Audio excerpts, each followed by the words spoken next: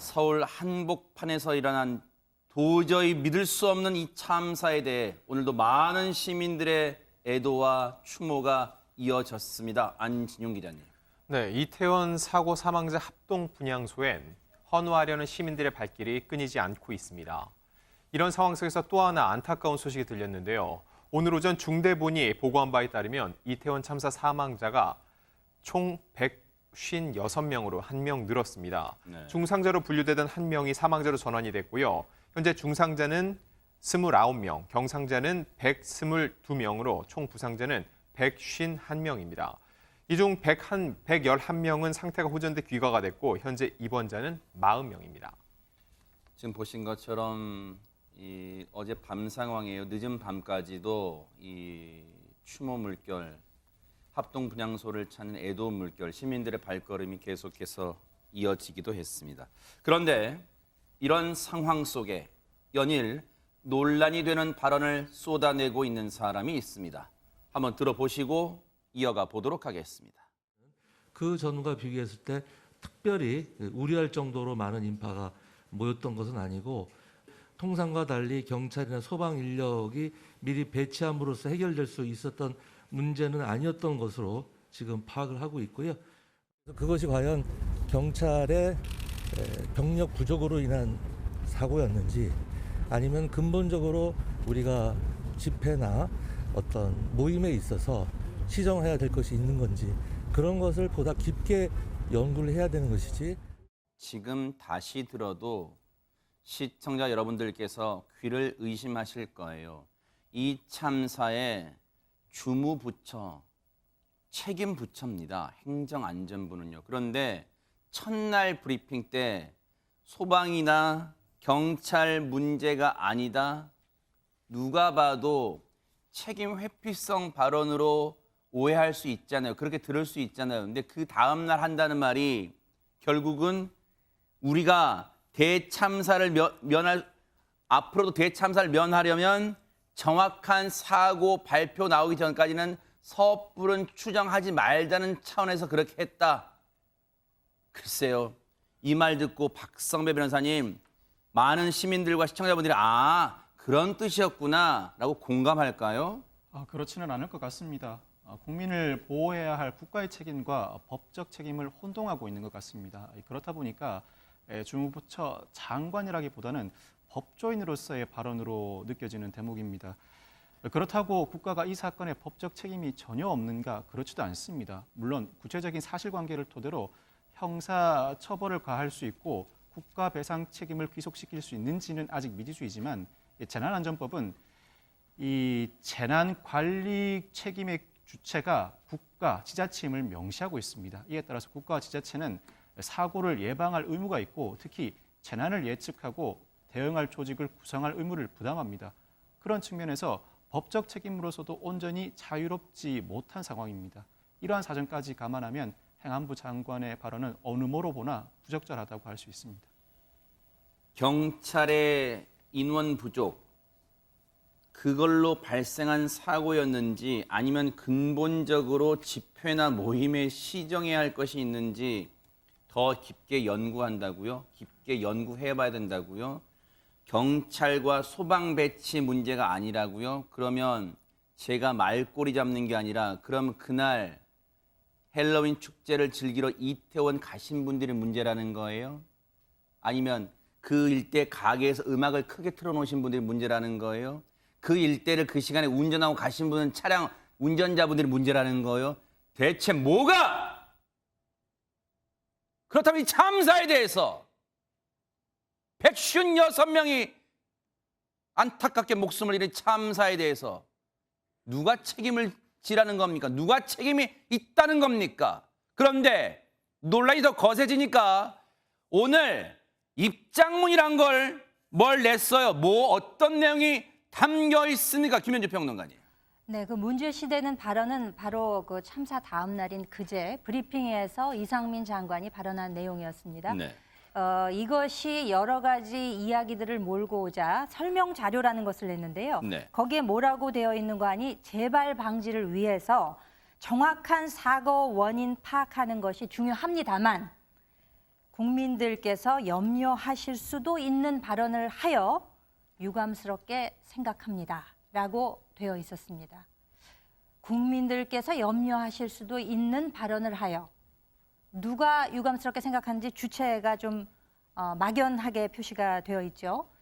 이러한 그 자료가 나오고 난 이후에 대통령실에서도 마치 이상민 장관의 발언과 비슷한 취지의 입장을 내놓기도 했습니다. 현재 경찰에 부여된 권한으로는 선제 대응이 어렵다는 뜻이며 앞으로 보완할 계획을 가지고 있다라고 이야기를 했습니다. 그런데 이제 가장 중요한 것은 이상민 장관이 그 브리핑 당시에 했던 이야기, 그러니까 특별히 우려할 정도의 사람이 모인 것은 아니다라고 이야기를 했었는데 특별히 우려할 정도의 사람이 모였기 때문에 그런 참사가 났던 것이죠. 예측이 가능했었고 그 많은 사람들이 모인다는 것이. 그리고 또 경찰 소박 인력이 미리 배치되어서 해결된 문제는 아니었을 것이라고 이야기한 것은 마치 이것은 사고가 정말 있을 수밖에 없었다는 취지로 이해될 수 있기 때문에 이 또한 매우 부적절해서 많은 분들이 지적을 하셨던 거고 그에 이은 그 설명 자료 역시 이에 상응하는 대책이 되었는가에 대해서는 많은 국민들이 의문을 가지실 거라는 생각을 가지고 있습니다. 이런 가운데 오늘 오전에 먼저 대국민 사과를 하면서 고개를 숙인 사람이 있습니다. 한번 들어보시고 이어가 보도록 하겠습니다. 신고 내용을 보면 사고 발생 이전부터 많은 군중이 몰려 사고의 위험성을 알리는 급박한 내용들이었습니다. 그럼에도 불구하고 112 신고를 처리하는 현장의 대응은 미흡했다는 판단을 했습니다. 112 신고를 받고 제대로 조치하였는지에 대해 사실관계를 철저히 확인하겠습니다. 제사를 도려내는 읍참마속의 각오로 임하겠습니다. 자, 여러분 들으셨죠? 수사를 하다 보니까 지금 특별수사본부가 설치되어 있잖아요. 경찰청에. 수사를 하다 보니까 미진했던 분들, 미흡했던 분들, 구멍이 숭숭 뚫렸던 곳이 드러나고 있어요.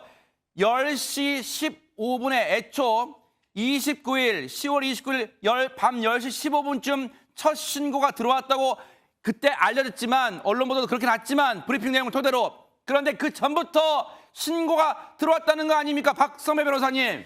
그렇습니다. 윤 청장은 사고 발생 직전에 현장의 심각성을 알리는 112 신고가 다수 접수됐지만 현장의 대응이 미흡했다. 이 사건의 진상과 책임을 엄정하게 규명하겠다고 밝혔습니다. 아마 제가 추정컨대는 112 신고가 접수됐지만 일반적인 불편 신고로 처리해 온 것 같습니다.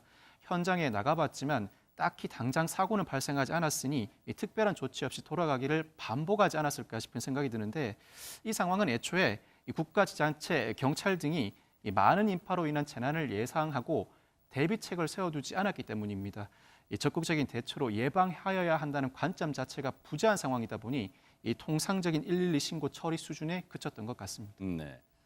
그런데 타이밍도 참 기막힙니다. 이 경찰청장의 윤익은 경찰청장의 당시에 여러 건의 사고가 이 신고가 있었다 이런 발표 그리고 읍참마속의 심정으로 반드시 이번 수사 제대로 하겠다라고 내용 나오니까 기가 막히게 타이밍상 기가 막히게 사과를 한 사람이 있어요. 얘기 들어보시고 이어가 보도록 하겠습니다. 국무위원의 한 사람으로서 그리고 아들과 딸을 둔 한 아버지로서 이번 사고가 너무 황망하고 안타깝습니다. 저는 경찰의 사고 원인 조사 결과가 발표되기 전까지는 섣부른 추측이나 예단은 삼가해야 된다는 취지에서 드린 말씀이었지만 결과적으로 소중한 가족을 잃은 유가족과 슬픔에 빠져 있는 국민의 마음을 미처 세심하게 살피지 못했습니다.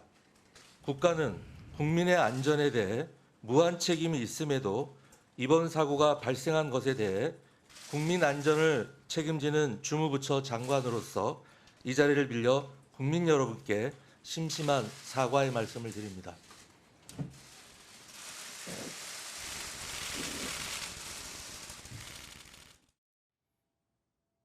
오늘 관련 국회 상임위인 국회 행정안전위원회에서 긴급 현안 질의차 참석했던 이상민 장관, 결국 여야 의원 앞에서 저렇게 대국민 사과를 했습니다. 글쎄요, 진정성 그런 건 논하지 않을게요. 그 자체는 본인이 잘 알 테니까요. 그런데 시청자 여러분들은 어떻게 들으셨을까요? 회의장에서 빠져나오는 이상민 장관의 모습도 보시고 한번 판단해 보시기 바랍니다. 보시고 이어가 보도록 하겠습니다. 다른 말씀 있으실까요? 뒤에 조심하세요. 미국 개발 방지 대책 혹시 있으세요? 유가족은 혹시 만나보셨을까요? 경찰이랑 소방 배치 문제 없었다고 하셨는데 지금도 생각 변함 없으실까요? 뒤에 조심하세요. 잠시만요. 뒤에 조심하세요. 어제 발언 관련해서 느낌 많았는데 혹시 유감 수정 없으실까요? 장관님 질문 하나만 받아주시죠.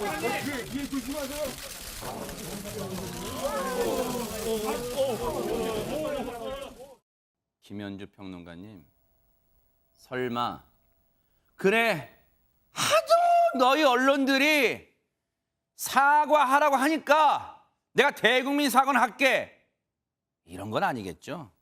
설마 그러기야 하겠습니까? 그 당초 브리핑 당시에 이상민 장관의 발언이 100번 양보를 해서 사후 수습과 추후 대책 마련에 최선을 다하겠다라는 다짐이 들어있었다고 100번 양보해서 그렇게 생각한다 하더라도 네.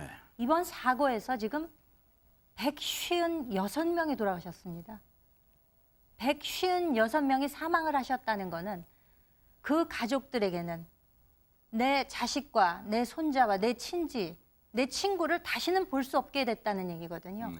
너무 많은 분들이 돌아가신 이런 사건에 대해서 온 국민이 정말 마치 자기 일처럼 슬퍼하고 애도하고 뉴스를 보면서 눈물을 흘리고 이러고 있는 와중에 장관이든 정치인이든 누구든 간에 그 기본적으로서 인간의 도리라는 것이 있지 않습니까? 인지상정이라는 네. 것도 있는 네. 것이고요. 그렇기 때문에 당초에 브리핑하는 당시에 저런 입장 표명이 먼저 나왔어야 한다고 생각합니다.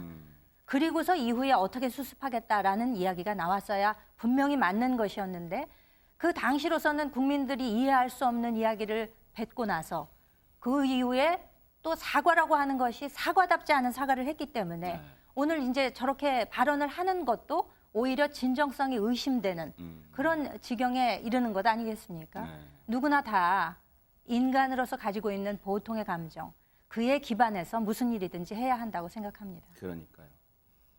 어제 중앙재난안전대책본부 브리핑이 있었어요. 사고 이후 첫 브리핑이었는데 그러다 보니까 이 자리에서도 기자들이 안진용 기자님, 앞서 이상민 행정안전부 장관의 그 논란되는 발언에 대한 질문이 쇄도했을 거 아니에요. 네, 맞습니다. 어제 오전 경찰청과 소방청 그리고 복지부 담당자들이 모인 가운데 중대부 브리핑이 열렸습니다. 사고 발생 후 처음으로 중대본 차원에서 열린 브리핑이었기 때문에 언론의 관심도 많을 수밖에 없었죠. 네. 그래서 이 브리핑 2시간 전부터 사전 질문을 취합을 했습니다.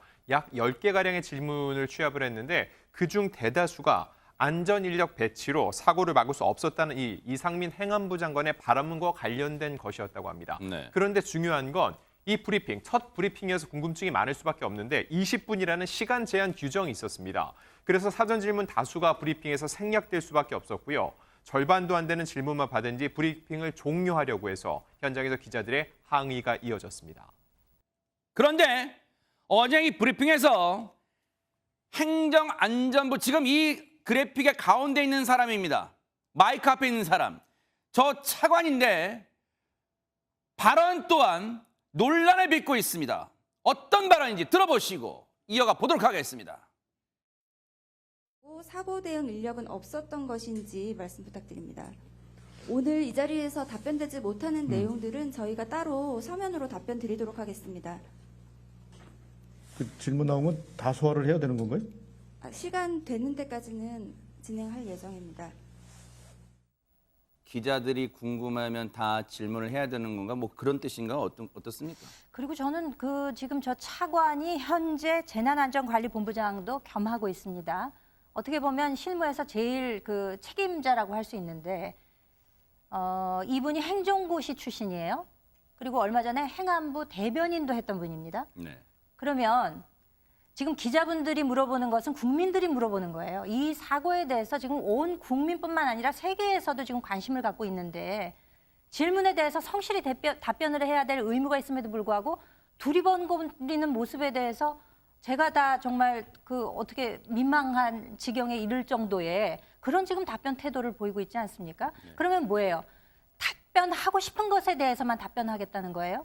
물어보는 것에 대해서는 본인이 모른다면 실무진한테 물어봐서 답변을 하던가 아니면 추후에 서면으로 답변을 드리겠습니다라고 하더라도 최소한 성실한 자세로 답변을 해야 되는데 네. 지금 왜 저 자리에 나와 서 있는지 도대체 본인의 직분이 무엇인지 알고 있는 것인지 매우 의문스럽습니다. 그 브리핑 내용도 충실하지 못했다 이런 지적도 나오고 있대요. 한번 들어보시고 이어가 보도록 하겠습니다.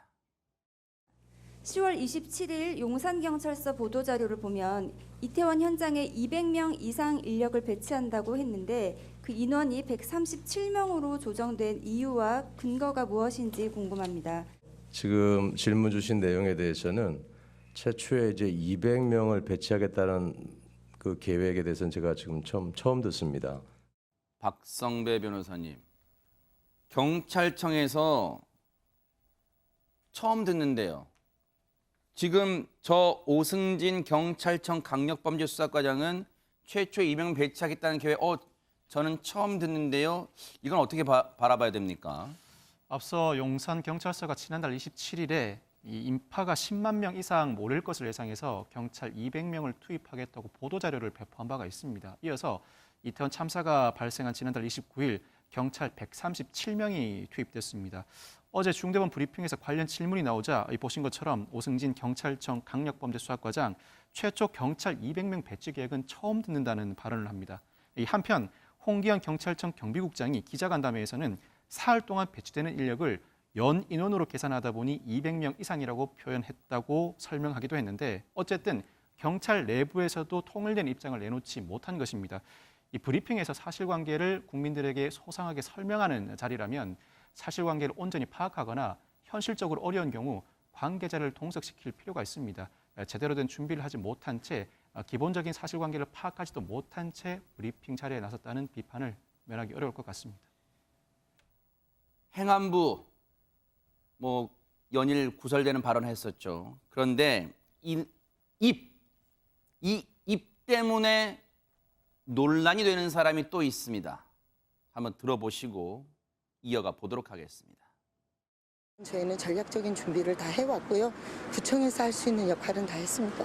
인파가 이 정도일지는 사실 예상 못하신 건가요? 못하죠. 작년보다는 많을 거라는 건 예측했지만 이렇게 단시간에 많을 거라는 거는 이건 축제가 아닙니다. 축제면 행사의 내용이나 주최 측이 있는데 내용도 없고 그냥 할로윈 데이에 모이는 일종의 어떤 하나의 그런 현상이라고 봐야 되겠죠. 네. 용산구청장이 이런 얘기를 하고 있습니다. 구청은 할 수 있는 역할은 다 했다. 글쎄요. 이거 어떻게 해석해야 됩니까? 할 일을 다 했다는 거 아닙니까? 할 일을 다 하고도 이런 어마어마한 사고가 났으면 그 책임은 누구한테 가는 거죠? 어떻게 이렇게 무책임한 얘기를 하는지 정말 이해가 안 가고 그리고 지금 축제가 아니고 현상이라고 이야기를 하는데 그것도 지금 온당한 발언을 하는 것인지 본인이 인지하고 있는지 그것도 좀 의심스럽습니다. 팩트는 이런 사고가 나서 300명이 넘어가는 사상자가 나왔다는 그것이 지금 팩트인 거죠. 이분은 지금 용산구청장이면 얼마 전에 있었던 그 선거에 나와가지고 본인이 이제 된 거 아니겠습니까? 네. 본인이 선출직에 나가겠다고 하는 것은 공복으로서 내가 이렇게 책임을 다하고 어떤 일이 있더라도 이에 대해서는 내 직분을 다하겠다라는 약속을 하고 나를 뽑아주세요 하고 용산구청장이 된 거잖아요. 그런데 지금 저게 과연 책임 있는 자세이며 책임 있는 발언이라고 할 수 있을지 할 일을 다 했다라는 말이 어떻게 저렇게 쉽게 나올 수 있는 것인지 참 바라보는 국민 시선에서는 전혀 맞지 않는 이야기라고 생각이 됩니다. 헬로윈은 많은 전문가들도 언론만의 얘기가 아니에요. 많은 전문가들도 이른바 MZ세대의 해방구 역할을 하는 자신들만의 축제로 또는 명절로 즐기는 그 축제로 자리 잡았다는 평가, 분석이 줄을 이루고 있는데 이게 축제가 아니라 무슨 현상이란 게 뭐예요? 그냥 뜬구름 잡는 거예요? 헬로윈은? 그런데 박희영 용산구청장의 부적절한 언행이 이것뿐만이 아니란 얘기가 있습니다. 박성배 변호사님.